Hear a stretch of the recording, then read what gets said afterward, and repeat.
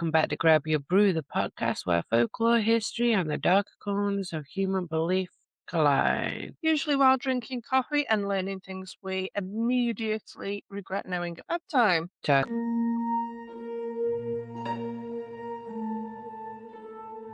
I'm Leanne. And I'm Jodie. In the last episode, we explored flying vampires of Southeast Asia, floating heads and detached torsos.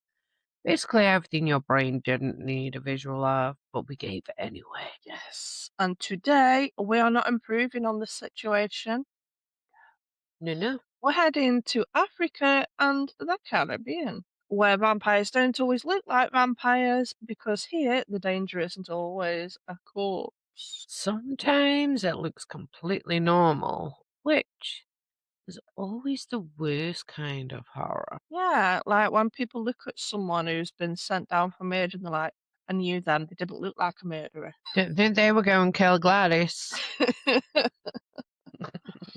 So, in many African and Caribbean traditions, not all, remember, we'll always say that, only the ones that we've currently encountered. Vampires, vampiric beings are not undead. They don't climb out of graves, they don't sleep in coffins, and they definitely do not sparkle. Instead, they are often more like spirits, witches, or shapeshifters, which means they could be walking around during the day, looking completely normal. That really does make it all the more unsettling, doesn't it? Yeah, Like, what do you even look for if the monster everything and looks anything. normal? That tree is a vampire! The tree, did you say?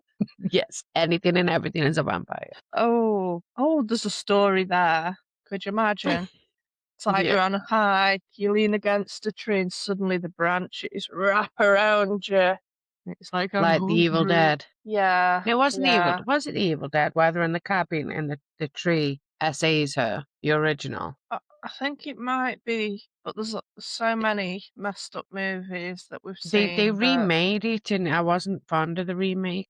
But I know they did the yeah, cabin in the woods, and they did the book and everything, and then she ran out into the woods, and then the trees came alive and essayed her. yeah, that was the original, I think, wasn't it? Mm-hmm. So today, our first creature is the Adze from U Folklore. I love that U. From Ghana and is it Togo? I don't want to say it wrong. But yeah, this one starts off small, very small. Suspiciously small. The Adze can transform into a beautiful firefly. Sounds harmless, doesn't it? I mean, I think they're lovely. But Mm-hmm. then you basically got a tiny flying vampire. Do you think they got this just because, I mean, let's face it, have you ever been bit by a firefly? I haven't in England, but I have in America, and they hurt. I haven't, but I was bitten by something when we were on our last investigation, and I've got a bite like that on the back of my calf. Gosh. Mm. So yeah, I don't want to be bitten by a tiny vampire. It's like, it'd fly through your window and you'd be like, oh, it's our lovely little creature. Then it's I like, was trying to frolic. Yeah. yeah. Oh, The Adze is said to enter homes at night, often in insect form, because why not? And yeah. feed on sleeping victims. It's more like the mosquito. Oh my gosh, I get covered head to toe in mosquito bites. And they drink blood or drain your life force. In some traditions, it causes illness, misfortune, chaos within a household, and sometimes it's linked to accusations of witchcraft, within a community, because Isn't it's everything? always a supernatural being or a witch, isn't it? Yeah. So not only are you tired, you're also cursed. Brilliant. Which kind of makes sense, really, because when you're tired, it's like, I don't know about you, but like when I'm tired, everything goes wrong. Like, walk through a doorway and my coat getting stuck on the door handle. I'm like, Every time, if I'm in a mood or I'm tired and I'm walking through the house, I get stuck on every door. yeah. It's like I Ugh. can't wear my bathrobe at night because it gets caught on the child gate, it gets caught on the staircase, it gets caught in the door. Like, I knock everything off the shelves with it. Like, I just need And to the not more wear a robe when I'm frustrated you tired. get, yeah. It's like I was having a day where my mobility was all right for me. Mm-hmm. So I was doing my version of a power walk through the house because I needed a wee, and I sped past and got yanked back by my t-shirt on the door. In your communities, the Adze wasn't just a story, though, just like in some of the traditions we've already talked about. Mm. It was used to explain real events. Yeah, so if a household experienced repeated illness or misfortune, Yeah. if a household experienced repeated illness or misfortune, people might suspect an Asde. And sometimes that extended to individuals in the community, which sounds very familiar. Amelia. Which shows basically how these beliefs weren't just about monsters. It was about fear, illness, and trying to understand what's happening around them, and also trying to blame Gertrude down the street because she wouldn't give you no sugar. Yeah, but, little lesson, if a firefly comes into your room, Remain calm. but also maybe don't trust it, don't let it land on you, don't just, yeah. I lived by one rule since moving to America that anything and everything can kill me, and I've stayed alive so far, so I'm sticking to it. Next, we head into the forest, which is never a good idea in folklore. Here we go, Asanbosam, sometimes called the Asanbosam. Sasabonsam. So It's a sassy bitch. and this isn't a traditional vampire. It has vampiric qualities, Mhm. but not necessarily like one that we're used to. It's better described as a predator, forest spirit with some vampiric traits. So descriptions of it include iron teeth, hooked feet, and a habitat in the trees. Sounds like a fun life to me. Imagine Yeah, your teeth wouldn't decay if they're iron. You'd never yeah, have to go to the dentist. But then no. again, I also get a mental image of people these days putting those grills on their face where their teeth look rotten. Oh, the ones that think they're gangster Yeah. and just look Your silly. mouths just look like they need dental treatment because they look like their mouth is rotting to me. Yeah, but if you live hidden up a tree, Yeah, yeah, I mean, nobody needs to see that. That's their personal bit there. yeah, And it's already enough information for me to avoid the forest forever. This yeah. She lies. We will go into a forest soon. we will go into the forest, especially the A Robin Hood forest momentary. during summer. Yeah, it's just a momentary thing. Yeah, it is said that basically she likes to ambush travelers from above because they shouldn't be on her land. Get off my land! And in Yeah, some traditions, it feeds on human blood. yeah. But more broadly, it's a dangerous or wild predator. So stories often describe hunters or travelers venturing deep into the forest and Maybe they just didn't want to deal with their responsibilities and found another village somewhere. uh, Yeah, that or wildlife. Well, I guess they would be classed as wildlife, wouldn't they? With the he got explanation. eaten by a boar. Sorry. Yeah. Or they just didn't want to come home. Yeah. With the explanation being something waiting above them in the trees which changed the forest into something far more threatening, It's okay. less peaceful. More, you've entered the wrong place entirely. Yeah. Now, we move to the Caribbean, where things get significantly stranger. We meet the Soucouyant. By day, Soucouyant appears as an ordinary older woman, somewhat completely normal, whatever normal is, possibly your neighbor, no pressure. But at night, she removes her skin. Yes. Physically, sheds it, leaves it behind. Makes me think of Selkies, actually, there. Yeah, I was thinking the same Yeah, thing. yeah. And in some traditions, the skin is hidden in a container. I don't understand the reason for this, or within a home while the spirit travels. After shedding its skin, Soucouyant. there we go, Soucouyant becomes a ball of fire. Yes. A ball of fire.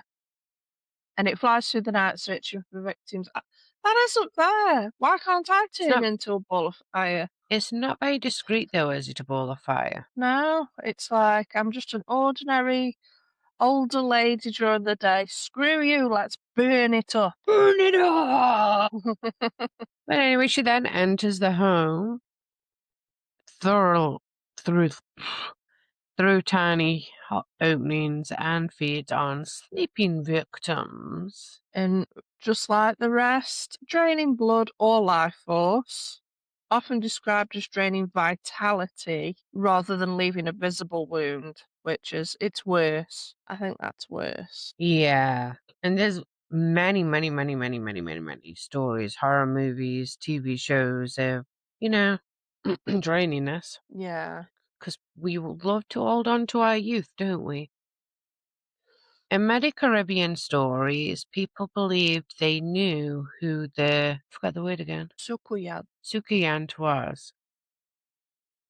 Neighbors could become suspicious of someone in the community, especially if an unexplained illness began spreading. So, some accounts, I've just got to say though, this is a running theme in a lot of our things. And it's like, well, people needed something to blame, but what if the creature existed and wasn't mean, and they're just getting the blame for people's bad luck? Yeah, like I It's just like, I'm been just living out here ahead, minding my own flying, business, and you want to blame me? yeah, like the Pananangalan, Banana. it's like, dude, I'm just ahead, leave me be. What did I do Like to you? what? I'm just I'm just chilling out here, airing my flying around, organs. airing myself out here. Like, Yeah, but jeez. some accounts describe people waking up feeling weak or drained. And over time, suspicion would grow, a tale as old as time. So, this would lead to attempts to find where the skin was. Could you imagine if an ordinary person was like, okay, I live on the outskirts of society, people suspect me of everything. How about I just get some pig skin and hide it in a barrel for laughs? That would probably something we would do, just for shits and Because, giggles. yeah, Well, that makes for a very interesting neighborhood situation for sure. yeah. But, if someone does find skin, they would cover it in salt. See, like going back to what you're saying, what if this person's just like living their best life and just heating up the neighborhood for free, being a ball of fire, and then you're like, burn her skin. Yeah, it's like, come on, guys. I'm just a ball of fire. Hmm. Just letting myself loose. I already wear a meat sack for you every day. The underappreciation over here. I know. Because when she returns, it cannot be safely put back on. Hence the salt. So the moral of the story, if you find random skin lying around, Don't ask questions, just get the salt. yeah, see if you did that with pig skin and somebody got salt, you could make yourself some nice crackling. You could, yeah, I Yeah. agree. Hmm. So next we have Mami Wata. Am I saying that right? I I don't know. think so. Mami Wata. Yeah, now this is a bit of an odd one because it's more of an exchange, but yeah, a powerful water spirit slash being found across Western South, Central Africa. I nearly said South, apologies. Now, Mami Water is not vampire per se. But she is associated with beauty, power, and spiritual exchange, often linked to wealth, healing, and spiritual influence. Yeah, so it's more of an exchange rather than a taking. But accounts vary. Some people, no, people don't often say that they were attacked. Instead, they claim to encounter in dreams and visions. Often describing her as extremely beautiful but unsettling. And in Uh, some traditions, these encounters are believed to change a person's life. yeah. So, just with, a lot of the ones we've mentioned in our previous episodes, all of these traditions reflect real fears. Illness, witchcraft accusations, social tension, and the idea that danger could come from within the community. To be aware of beautiful people. At least with European vampires, you knew where they were. In a coffin, In the ground. avoidable. These ones?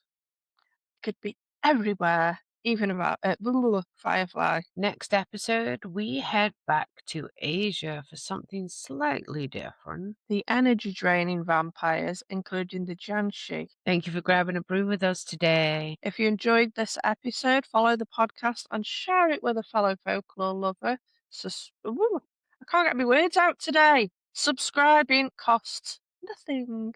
Please. And if you have a myth, legend, or folklore tale you would like us to research, or your own spooky story or video, Send it our way to either grabyourbrew@gmail.com or on one of our social platforms. It's either Grab Your Brew or Grab Your Brew grab your brew Podcast. podcast. Until next time, grab your brew and stay curious. Have an amazing week.